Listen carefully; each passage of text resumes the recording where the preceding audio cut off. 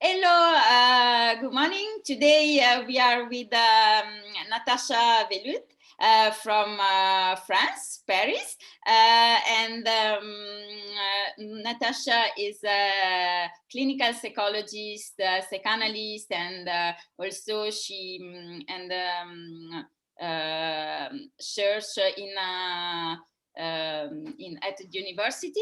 So, but now Natacha, I prefer you introduce yourself. It's much better than me. So I would like you can introduce yourself, who you are, and you can explain us your wonderful life. Thank you, Olivia. I am speaking English with an awful accent, a French old woman accent. So I am sorry, very sorry for imposing that to you.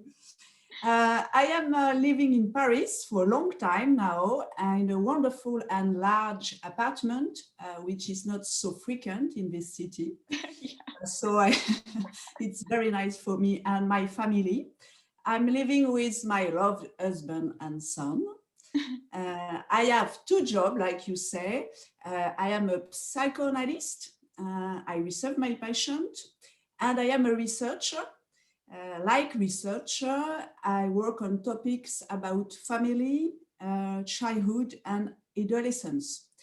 In few weeks, a book I have coordinated will be published. It is a book about the HIKIKOMORI. Its title is HIKIKOMORI, an experience of confinement. HIKIKOMORI is a social withdrawal of young people, first detected and named in Japan. So this topic is very interesting because of this period of pandemic confinement. And this book will be translated also in Japanese, or will be only no, it will be only in French. Only in French, okay. And we can find this book everywhere, or it will be published. It will be published at the end of March, and okay. And after you can find it everywhere, but okay. in French in French places, of course. Okay, wow, great. And can you explain to us, if you can, a little bit more about this research, or explain why you decided to go this direction? It was a long story because I began this research 10 years ago with Japan researchers, and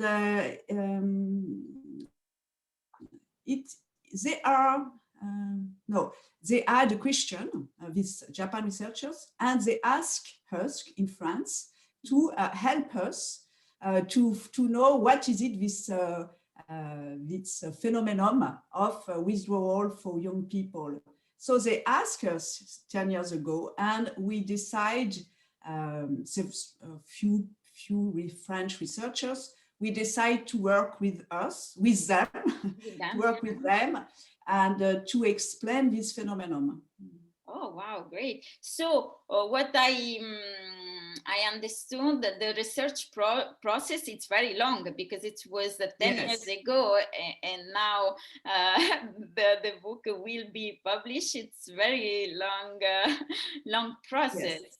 Because sometimes we think, okay, we have an idea and I want to write, but it's not simple like that.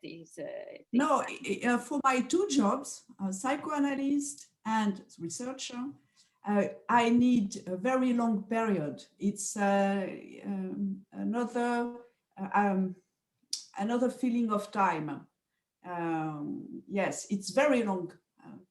You need time to to understand a person with psychoanalysis, and to understand a phenomenon, a social phenomenon. You need very long time and very long discussion and very long research. Yes, it's necessary. Okay. And I have a question. In this book, there are different topics, article, or it's like linear, like a novel where is a title and we have the introduction and after we finish with the end, or this research, it's a multidisciplinary research. So we work with other researchers, and this book, it's a meeting of sociologists, anthropologists, psychoanalysts, psychologists, psychiatric, you say in English. So each of them, each of us, we have a different reading of this phenomenon, and we explain it in different ways. Okay, yeah, wow, it's look like very interesting, yeah. Different point of view of this various these topics. I would like also I'd like if you can share with me and with the people we have the chance to watch this video, because you achieve a lot during this period of your life, and do you have other dream? I imagine you have other dream, other things you would like to achieve. If you if you want to share with us. Yes, absolutely. I have several dreams, to say like Martin Luther King. For me, there are especially professional objectives, not a dream for all the world, but professional topics. So I would like to form, it's a big dream for me, I would like to form one or several psychoanalysts. Okay. I want to pass on my knowledge and my desire for psychoanalysis. Mm-hmm. It's very important for me. I want to write another book about adolescents okay. In general, not only young people who withdraw at home, but adolescents. This period of life is very interesting, so troubling, so creative. It is, or it was, a very important period for everyone. I would like to write this book with my colleague, very close to me. She is anthropologist. Wow. And it is an opportunity to share a point of view of adolescents. Okay. Wow. Okay, so, and I would like to write too about another book about my own psychoanalysis. Okay. But I don't know how to do this.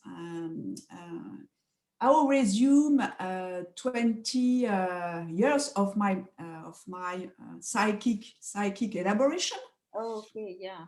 I will say something that is not too intimate, too private, and but it can be interesting for others. I don't know yet, but I have this idea in my head. But if you want to do like a picture book, I can illustrate your your book. Okay, it's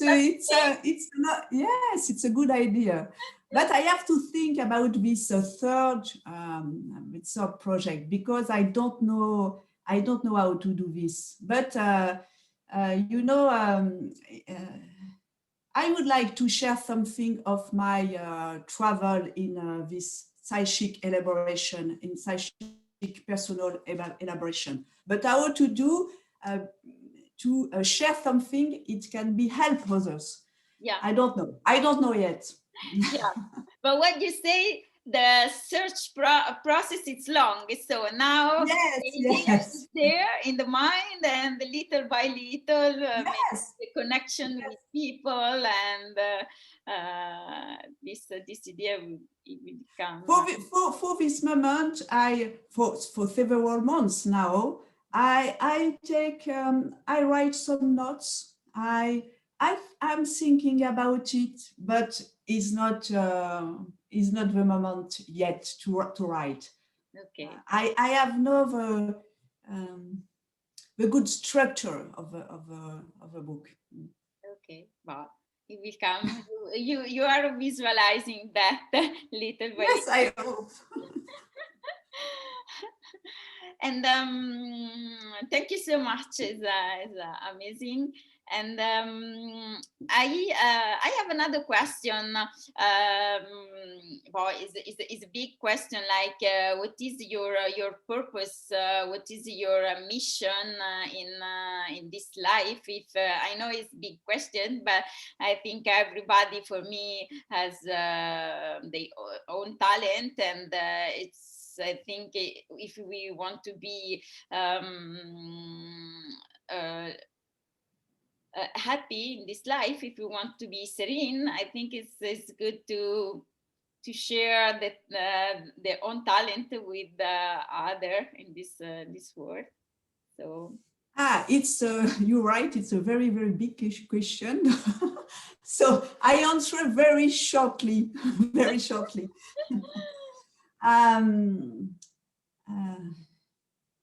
My engines in my life, I think, are to learn, to learn, to learn, always and again. Like young people, you know, like you are a child or a young people, absolutely not consider to no. You have always something to learn. So my purpose in the life is to learn, and to learn, always and again, and always and always. wow, great. I propose a very short answer, but I think it's my it's my way to be always curious, to be always to have always a desire In life, in what. yes. And how do you learn? You go, because there are different ways to learn, to Yes. go at university, have another degree, or maybe now with internet we can have a lot workshop, or well, now it's a little bit more difficult in person, but I hope in the short future can Yes. be available.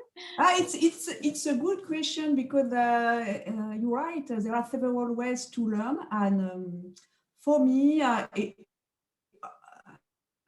of course, I have academic way, because I am working in a university. I am researcher, so I use of this way. But it's not the only one. I learn from my patient. I learn a lot from my patient. They learn me. They always question me, in fact. And I learn from my discussions with my friend, with my colleagues, and I learn with culture. But now, in this period of pandemic, this pandemic situation, the culture is not so easy to access. But I hope in a few weeks or few months, it will be again a way to learn. Yeah, possible. Yeah, of course. Yeah, I'd imagine you read a lot books, no? I read. Yes. Yes, I read. The last book I read for academic area, it's a book which which does a link between psychoanalysis and neuroscience. Oh, okay. Neuroscience? Neuroscience, Yes. yeah, neuroscience. Neuroscience and neuroscience. Thank you. And the last book I read not in a culture area, not in a academic area. It's a story about Burgundis. Burgundis, you know, it's a region of France. Burgundy. Ah, si, Okay, a region very famous for its wine.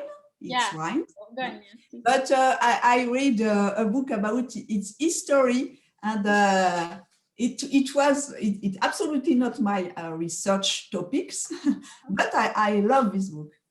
It was very interesting. Oh, nice.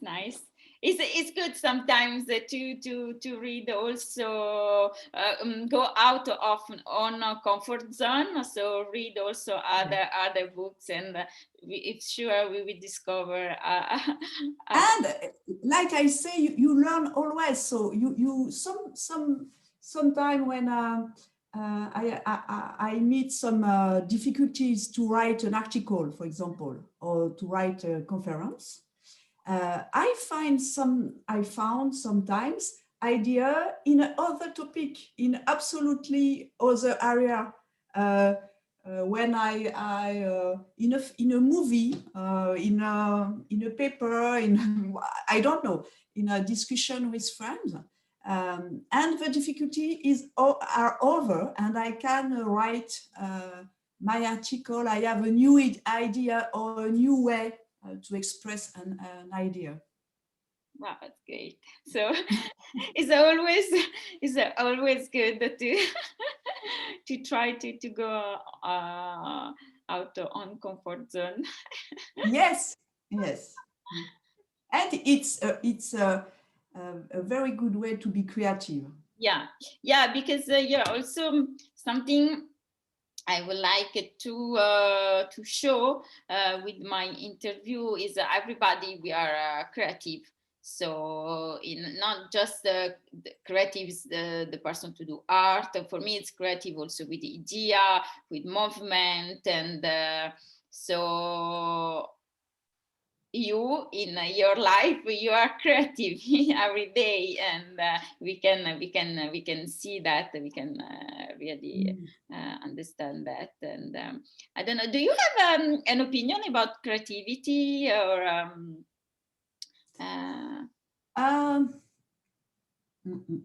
how can I say that? We have a word in psychoanalysis to say there is something behind, or I don't know, behind the reality, the common reality. There is something else. How can I say this? And we name it réel. I don't know how to say in English. Réel, not reality. Real, not reality. Reality is like a common discourse, a common reality, a common, we share it. And real, it's singular reality for each one. And I think only creativity can approach it, know something about it. Okay, wow. Okay, thank you so much.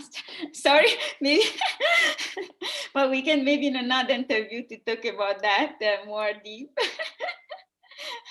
because I really would like to know your point of view. I have another question. Maybe we can conclude this. We can end this interview with this question, like.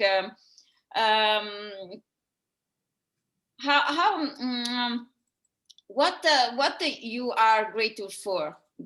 grateful because me, for example, I'm very grateful for this interview.